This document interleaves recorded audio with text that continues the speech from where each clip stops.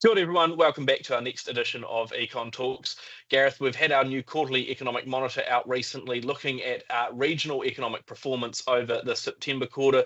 Still some quite difficult economic operating trends right here, right now. But again, maybe some of those early suggestions of better things to come, not right the second, but as we sort of head to 2025, interest rates are falling. That's sort of, going to provide a little bit more support. It was interesting looking through some of our sort of regional figures at how different sort of parts of the economy were going at quite different speeds. We've seen the likes of provincial New Zealand and rural areas that have actually seen a contraction in economic activity over the last year, down sort of 0.4, 0.3%, depending on the areas you're looking at. Overall growth looks like it was sort of flat over the last year, which is not an awful result given where we are, but equally, given we've had population growth and similar, isn't fantastic either.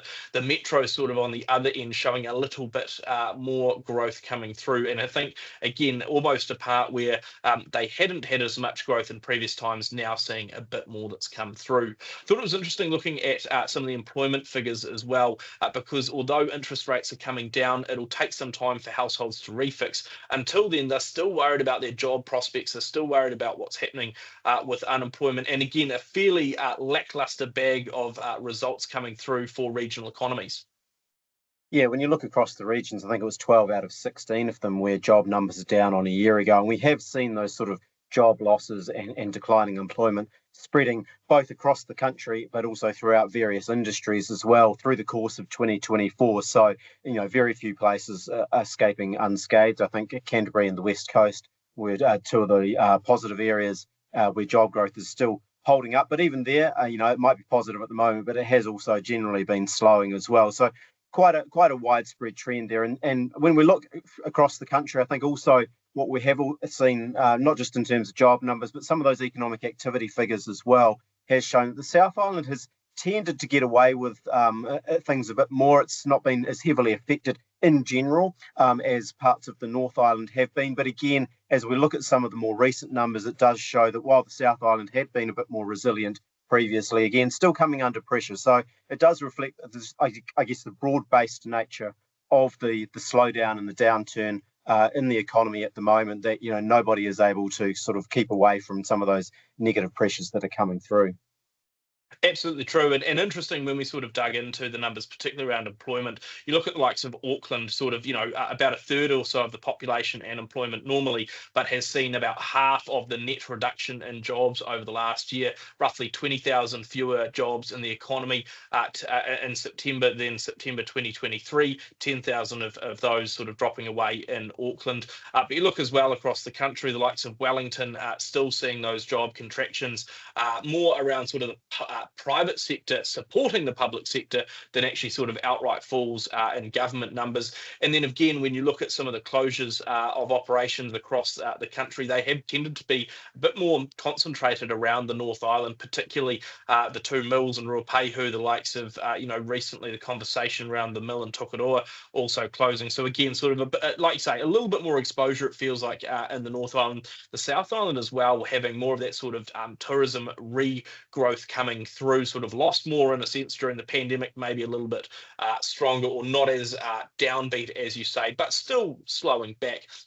Also, of course, top of mind for a lot of provincial regional economies is what's happening in the primary sector. I think everyone's been buoyed quite a lot by the fact that the dairy payout is improving. Fonterra in November shifted that to a midpoint of $9.50 per kilogram of milk solids. That would be the highest payout ever in nominal terms. Input costs and that are still high, but as a primary sector, you're still looking at, I think, 18 point something billion dollars cash coming in from that sort of milk payout. So a really sort of strong number. I mean, you've had a look at some of the other commodity prices. That's sort of not an unusual trend at the moment, is it?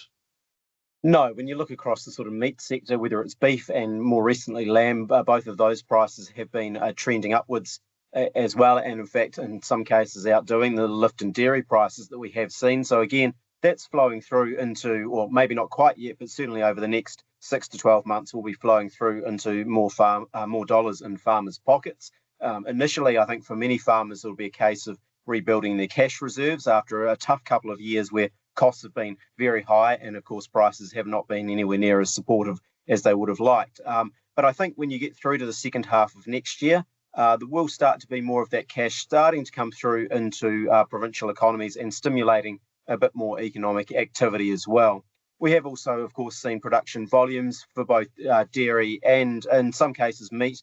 They were picking up through part of 2024. Some of the more recent numbers a little bit softer, but coming off the back of some pretty good growth at times through the latter part of last year and the first half of this year. So production volumes are pretty solid. You look at horticulture as well, not such a big feature necessarily in parts of the South Island, but across the North Island, the rebound from the weather events that occurred at the start of 2023.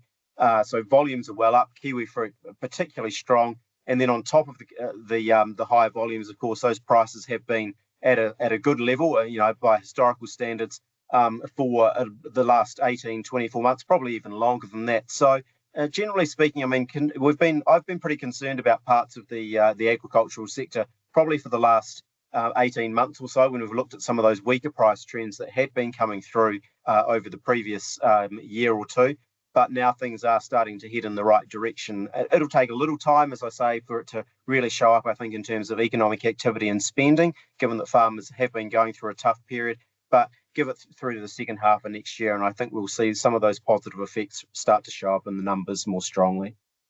And I mean, those kiwi fruit numbers are really, really pushing up. I mean, I think volumes and values are up like 37% year on year for the season to date. I mean, it has been a real pickup. And of course, with horticulture better, with meat better, with dairy better, that is a real shot in the arm to regional economies in terms of, like you say, it might take a bit for that sort of pure spending effect to come through, but I think it is lifting moods and expectations. The one challenging area still remains that forestry sector that is just not on the pricing side. There's just not a lot in there. International demand is not there for a lot of our wood and wood-based products. Domestically as well, construction activity, coming back, and you see that as well, both in work put in place, but also concrete volumes not fantastic. Maybe starting to hit a bit of a floor in terms of not falling a whole lot more, but not getting back to the levels we were either. So again, you can see that with some of the closures to the mills, you've had higher operating costs, lower prices that you're collecting in. It just doesn't make as much financial sense. So again, difficult operating environment still, I think, across the country. Some sort of changing times starting to come through. Those greener shoots, I do think, are starting to poke their heads through the dirt and looking for better conditions as we move through to 2025. We'll assess how all of that goes through, how the regional economies perform, and how the primary sector payouts go on one of our future editions of Econ Talks.